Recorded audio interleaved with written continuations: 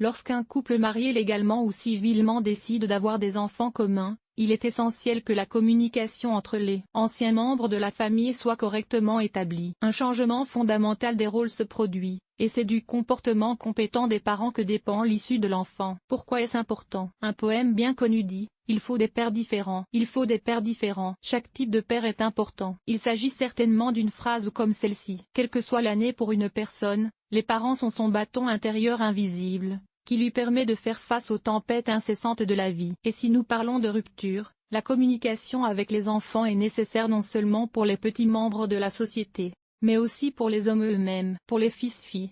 Si nous parlons des filles, il est important de réaliser qu'il s'agit de la femme de l'avenir, la femme de l'avenir. C'est pourquoi, dès le plus jeune âge, le père doit idéalement tout faire pour aider la petite femme à comprendre qu'elle est belle et unique. Après tout, c'est le père, le premier homme dans la vie de la future femme, qui est la mère et l'épouse. Le contact avec son père est toujours difficile pour qu'elle atteigne le bonheur et le succès dans sa vie et qu'elle se forge une bonne estime d'elle-même et une bonne position dans la vie à l'âge adulte. Embrasser le père d'une écolière de 7 ans est la première fois qu'elle montre ses sentiments et apprend à être une coquette féminine et séduisante. En outre, contrairement aux garçons, les petites représentantes du beau sexe ont besoin de plus d'attention. Privées de la tutelle de leur père après le divorce de leurs parents, les bébés cessent de faire confiance aux adultes et, par conséquent, aux hommes en général. Les adolescentes savent qu'elles passent du temps avec leur père. Elle est soutenue, approuvée et respectée. Dès son plus jeune âge, le garçon reçoit l'énergie masculine de son père. Selon les psychologues pour enfants, le premier contact entre le fils et le parent devrait avoir lieu le plus tôt possible afin de créer un lien affectif étroit. Pendant l'année scolaire,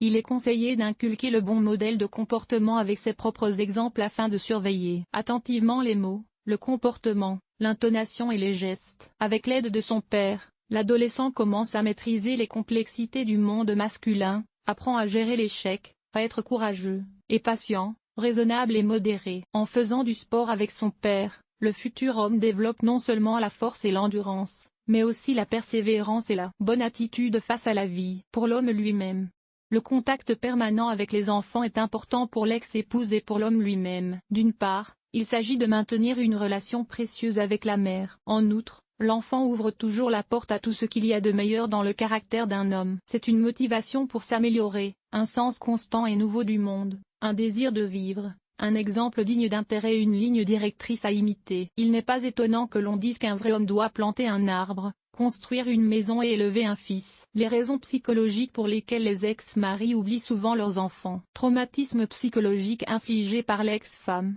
Peur ou soupçon que l'enfant ait été conçu à côté. Les hommes préfèrent se réfugier lorsque la séparation est due à la trahison de la femme, ou lorsque leur partenaire de vie se comporte simplement de manière désagréable pendant le divorce. Seul le temps peut influencer ce comportement. Avec le temps, les parents peuvent calmer leur système nerveux et établir un état émotionnel, puis passer à la phase suivante de l'interaction. La mère de votre enfant est réticente à le revoir. Ici, un ensemble complet d'émotions est à l'œuvre. La fierté de l'homme blessé et la colère, s'il y en a une, d'avoir essayé de provoquer le jeu dans une nouvelle relation, et le besoin de rétablir la veine. Ce problème peut être résolu. Par exemple, un calendrier précis des visites peut être établi afin que la femme puisse rencontrer l'enfant en présence de l'autre parent le moins souvent possible. Les émotions sont transférées de la mère à sa progéniture. Si une personne est indûment déçue par l'élu de son cœur, elle se comportera inconsciemment de la même manière avec ses propres enfants. Si elle est hostile, négligente ou même haineuse. Dans ce cas, il est important de comprendre que le fils ou la fille est le prolongement du père et de la mère. L'enfant n'est pas responsable d'avoir hérité du caractère de quelqu'un d'autre. Enfin, si un fonctionnaire apprécie une telle fonction chez son ex-femme, vous devez vous rappeler que l'absence d'opportunités et de conditions matérielles favorables à la vie. Si un homme acquiert rapidement un nouveau membre de la famille, il peut être fondamentalement incapable de faire face aux difficultés accumulées en raison de la nécessité d'une attention et d'un effort maximaux. Dans ce cas, les priorités doivent être correctement définies. Les nouvelles familles sont importantes, mais les enfants privés de père ne doivent pas être laissés sans attention. Une vision erronée du rôle de la famille dans la société moderne. Pendant longtemps, l'époque où l'héritier mâle était la mission de toute une vie et l'objectif prioritaire. Dans la réalité du XXIe siècle, la réussite professionnelle, le bien-être matériel et le statut social sont plus importants pour l'homme. Si un homme ne considère pas que le point investissement est absolument sans importance pour lui, cela n'a que peu d'impact sur sa vision du monde. Conséquence du manque d'interaction et moyen de les minimiser. Réaction de Storm à l'annonce que le père ne vit plus avec eux. L'enfant est toujours capricieux et se comporte mal, ce qui entraîne une perte de contrôle, et il essaie d'attirer l'attention en se faisant dorloter et en pleurant. Activation de pensées protectrices, phobique et obsessionnelle sur la perte définitive du père. Le passage à un état chronique de ces symptômes s'accompagne d'une anxiété constante, d'une incertitude quant à leur capacité et d'une perte d'identification au jeu dans la société, en particulier avec le sexe opposé. La formation de la croyance que papa ne m'aime pas, en particulier lorsque la mère se concentre constamment sur le fait que ses parents nous ont abandonnés. En conséquence, les garçons et les filles croient que personne ne les aime, ni leur mère, ni leurs frères et sœurs, ni leurs voisins d'appartement. Transfert de la culpabilité sur moi-même, j'ai mal agi et mon père ne reviendra jamais. Formation de blessures narcissiques qui surviennent après le divorce des parents. Les garçons ont un objet d'identification primaire. Les filles ont un objet d'amour, complexe d'électrose. Ces personnes éprouvent des difficultés relationnelles et ne parviennent pas à organiser leur recherche des satellites de la vie, ce qui les rend souvent solitaires. Le rôle de conjoint a été imposé aux enfants, faussant ainsi leur relation avec leur mère. En conséquence, les enfants matures ne peuvent pas exister séparément de leur mère et éprouvent à nouveau des difficultés à construire leur vie personnelle. Il existe aussi une situation diamétralement opposée. En impliquant l'enfant dans la résolution de questions controversées avec le père, la mère provoque un conflit avec sa propre personnalité et ne peut maintenir une relation saine avec l'État. Pour éviter ces conséquences, la mère doit d'abord prendre des mesures appropriées. Se forger la conviction que le père s'est exactement séparé d'elle, ce qui n'affecte pas l'enfant. Organiser l'accès au père, ne pas empêcher les rencontres avec lui. Surveiller attentivement les moindres changements dans l'état de l'enfant afin d'éviter le développement d'un traumatisme psychologique dû à la perte d'une famille complète. Comment se comporter correctement avec les parents. Selon la personne avec laquelle l'enfant reste, il est important de structurer correctement les communications. S'ils sont avec le bébé, si l'enfant est avec un homme, le plus important est de maintenir une bonne relation avec la mère. En effet, il est fondamental que le divorce soit le moins douloureux possible pour le petit homme. L'enfant doit comprendre que rien n'a changé dans sa vie, si ce n'est que papa et maman ne vivent plus ensemble. Des options de communication communes de type familial, formulées comme vous l'entendez. Il n'y a rien de mal à aller au parc une fois par mois ou à organiser un week-end commun de quelques heures. Déterminez à l'avance les limites nécessaires, si vous ne pouvez pas vous en passer, afin de ne pas stresser brusquement l'enfant. En cas d'échec des négociations avec sa femme, soyez prêt à accepter les désaccords ou les objections de votre ex-partenaire au nom de l'objectif principal,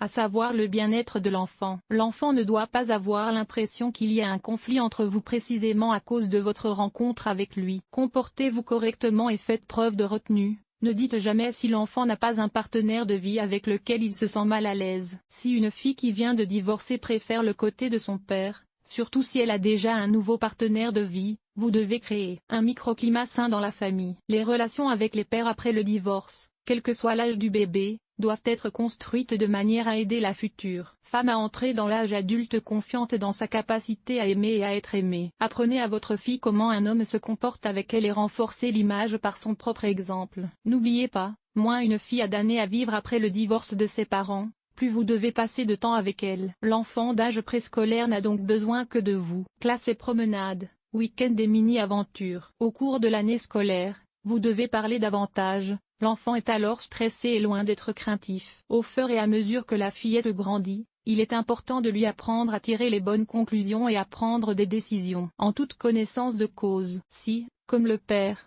l'enfant de sexe masculin est plus simple et plus complexe, en devenant une personne beaucoup plus grande qui peut comprendre beaucoup de choses, il faut essayer de communiquer le plus correctement possible. Si vous ne savez pas quoi faire, asseyez-vous et parlez à votre fils. Soyez honnête, soyez franc et dites-lui, dans un langage humain simple, comme un homme avec un homme. S'il s'agit d'adolescents, l'essentiel est de maintenir un contact affectif, surtout lorsque l'enfant lui-même ferme la porte. Expliquez-lui que vous comprenez parfaitement ses difficultés actuelles et le fait qu'il n'entre pas dans sa vie d'adulte. De plus, ils ne vont pas vous faire de mal. Vous n'êtes qu'un père, un ami et un camarade plus âgé, un adulte et un ancien adolescent. S'ils vivent séparément, ne sacrifiez pas la communication avec vos enfants à cause du divorce. Plus vous vous voyez, mieux c'est. La meilleure option est de rester sous le même toit 2 fois par semaine, la nuit. Dans la plupart des cas, la raison principale du refroidissement de la relation père-enfant n'est pas l'influence maternelle, mais l'obsolescence rapide des informations,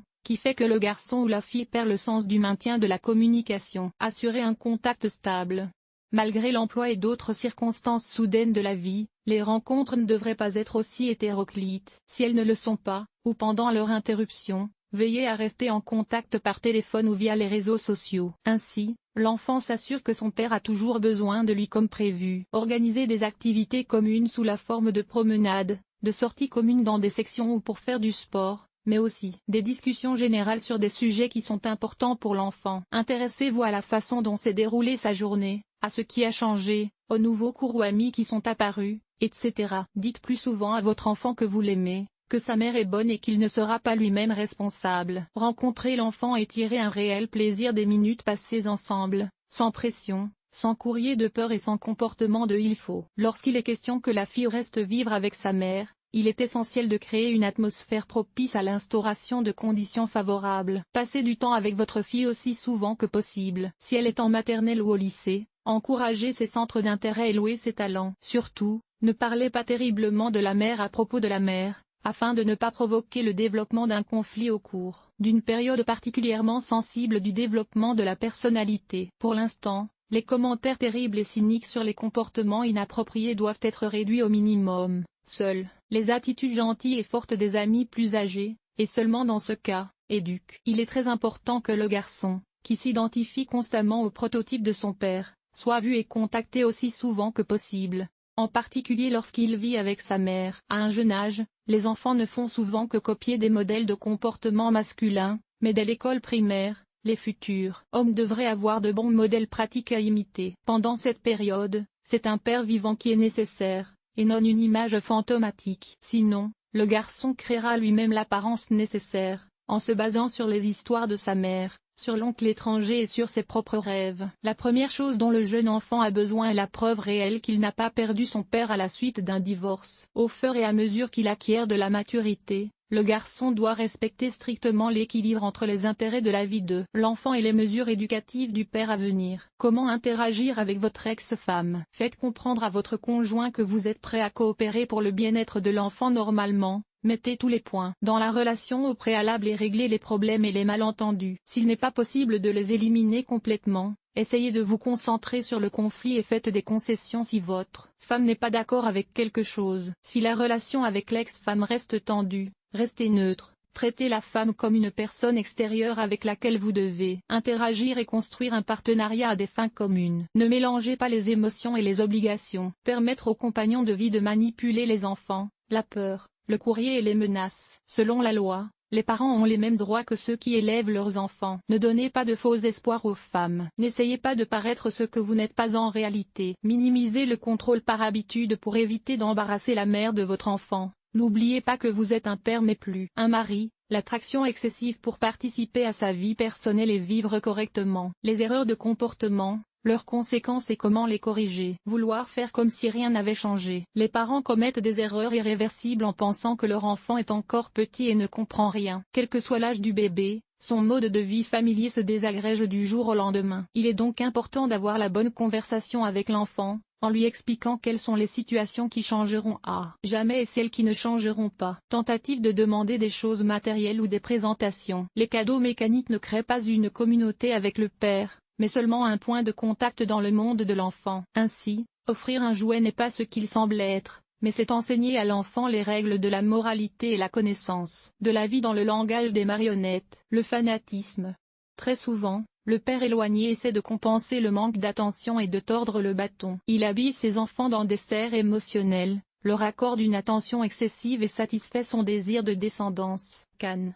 Le pauvre enfant vit sans père, alors soyez vous-même sans fausseté ni mollesse. S'opposer à la mère, insister auprès d'elle en parlant à voix haute. Pour ne froisser personne, l'enfant préjugé commence à jouer sur deux tableaux et apprend ainsi à mentir avec brio. Il n'est donc pas nécessaire d'attirer l'enfant, même si le conflit entre adultes n'est pas encore résolu. S'il n'y a pas de relation sérieuse avec lui, il apprendra à connaître ses nouveaux amis. En outre, Il ne faut pas positionner le père comme une seconde nouvelle mère. Il n'y a qu'une seule mère pour la vie. Une telle approche nuit non seulement au sentiment de stabilité de l'enfant dans la vie, mais peut également provoquer de l'impuissance et de la colère dans la relation avec le père. Conclusion.